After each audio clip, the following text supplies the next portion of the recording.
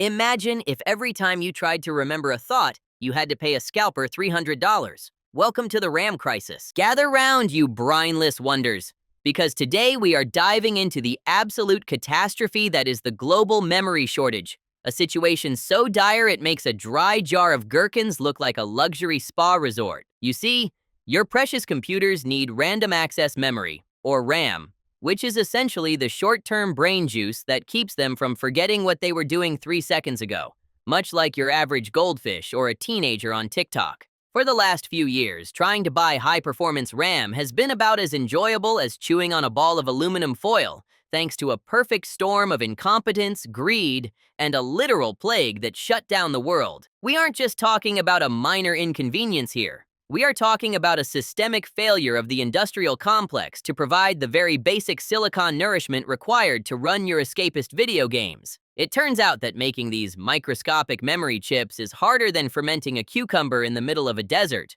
And when the supply chain snapped, it didn't just break, it shattered like a glass jar dropped on a concrete floor by a clumsy toddler. So, strap in and prepare to get salty, because I am about to explain why your rig is lagging using the only metaphor that matters, the noble, crunchy, and currently endangered pickle. Let's start with the fabrication process, or as I like to call it, the farming of the silicon cucumbers, which is a process so delicate that if you sneeze in the wrong direction, you bankrupt a company. These fabrication plants, or fabs for short, are cleaner than an operating room and definitely cleaner than your bedroom, requiring a dust-free environment to print microscopic circuits onto wafers that are thinner than a slice of deli ham. When the pandemic hit, the demand for electronics skyrocketed because everyone was stuck at home pretending to work while actually watching Netflix. But the factories had to shut down or reduce capacity to keep the humans from coughing on each other. Imagine trying to grow a harvest of prize-wing dills when the farmers are locked in their houses and the water supply has been replaced by hand sanitizer. Nothing grows,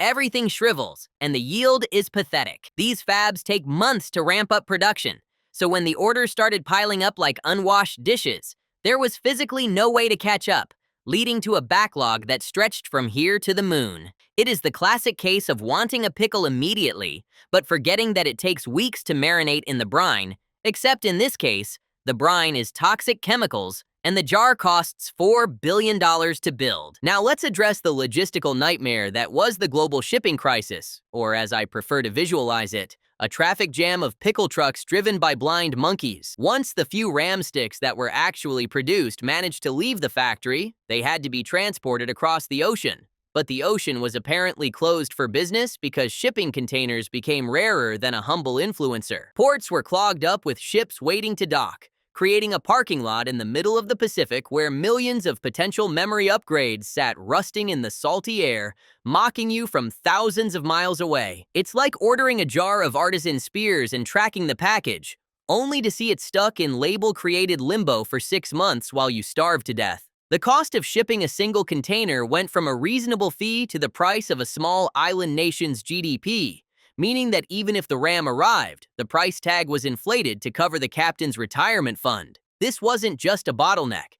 It was someone welding the bottle shut and throwing it into a volcano, ensuring that the flow of goods was more of a pathetic drip than a steady stream. Enter the crypto miners, the absolute parasites of the hardware world, sucking up every available resource like thirst traps in a drought. These digital prospectors decided that the best use of humanity's computational power was to solve imaginary math problems to earn imaginary coins that destroy the actual environment. They bought up pallets of GPUs and RAM modules not to play games or render art, but to run mining rigs in humid basements, effectively hoarding the pickle supply to make pickle juice that nobody can drink. Imagine walking into a grocery store hungry for a snack, only to find one guy with a cart full of every single jar, screaming about the blockchain while he smashes them on the floor to find a golden ticket inside. It drove the prices up so high that buying a stick of RAM felt like purchasing contraband in a back alley, forcing legitimate users to scrape the bottom of the barrel for scraps. They turned a shortage into a famine, all in the pursuit of a currency that fluctuates more than my blood pressure when I read YouTube comments. Then we have the silicon lottery and the transition from DDR4 to DDR5,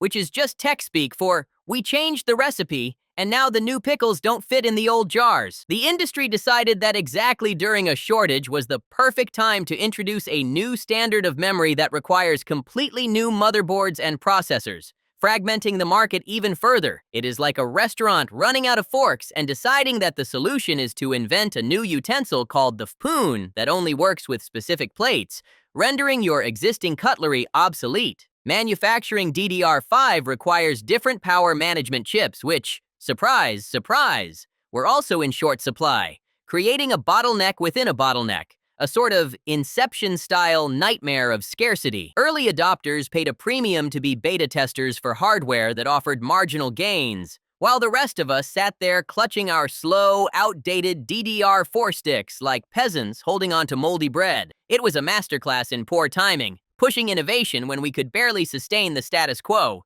proving once again that the tech industry has zero chill. Let's not forget the automotive industry, the lumbering dinosaur that woke up one day and realized cars are basically just computers with wheels. For decades, car manufacturers used ancient, crusty chips because they are cheap and reliable, but suddenly they wanted the fancy new silicon for their touchscreens and autonomous driving features. They canceled their orders at the start of the pandemic thinking nobody would buy cars, then panicked when demand returned, trying to cut in line in front of the tech giants. It's like a guy who cancels his reservation at a Michelin star restaurant and then shows up on Saturday night demanding the best table, only to be told to go eat from the dumpster. This diverted precious manufacturing capacity away from consumer electronics, because apparently, it's more important for a minivan to have Wi-Fi than for you to have a working PC. The result was empty car lots and empty computer shelves, a dual shortage where you couldn't drive to the store to buy the thing that wasn't there anyway. It was a beautiful symphony of poor planning that rippled through every sector,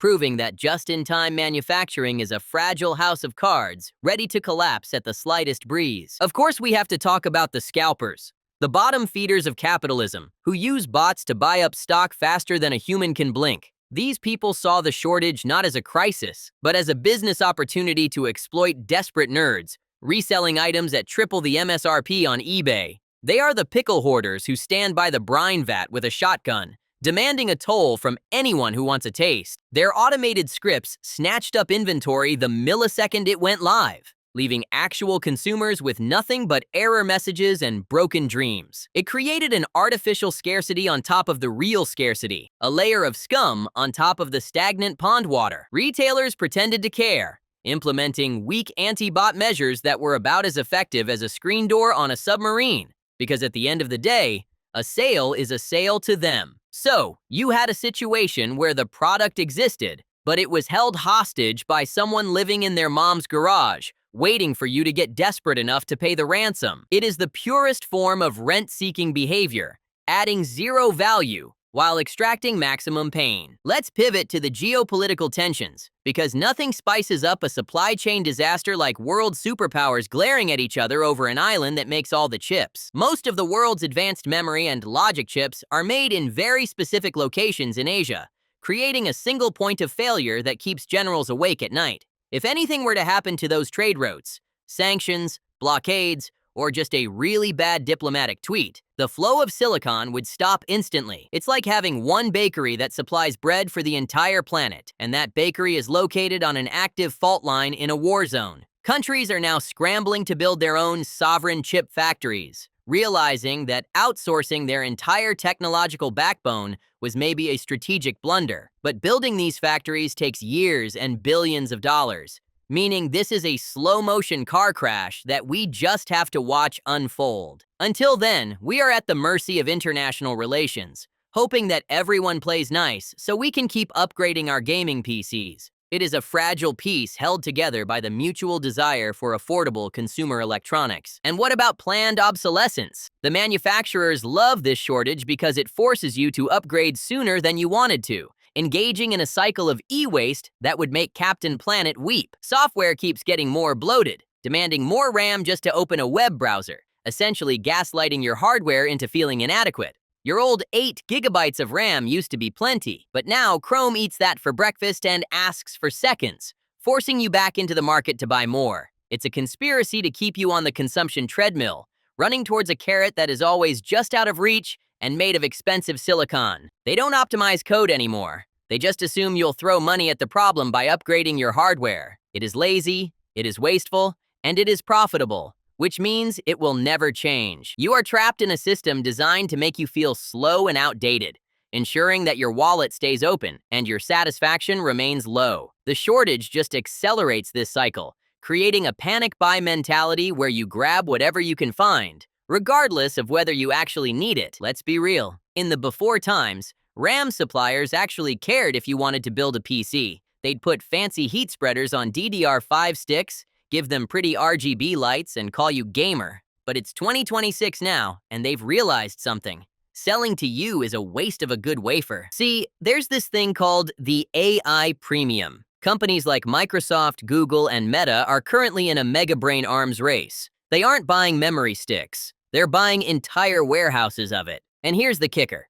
They're paying super normal prices. While you're crying over a $50 price hike, Big Tech is handing over blank checks to secure high bandwidth memory, HBM, and enterprise-grade DDR5. To a manufacturer like Samsung or Micron, you're a low-margin pickle. You buy 2 sticks once every 4 years and complain about a mail-in rebate. Big Tech buys 1 million units every Tuesday and pays a 70% premium just to make sure you don't get any. It's a zero-sum game, folks. Every wafer that goes into an AI server is a wafer that never becomes your gaming RAM. The manufacturers aren't even hiding it anymore. Why bother making consumer RAM when they can repurpose those factory lines to make server chips that sell for 10 times the price? They've effectively fired the consumer. We're being left with the scraps, the soggy ends of the silicon production. And if you're looking for a light at the end of the tunnel, sorry pal, that's just the glow of a data center cooling fan.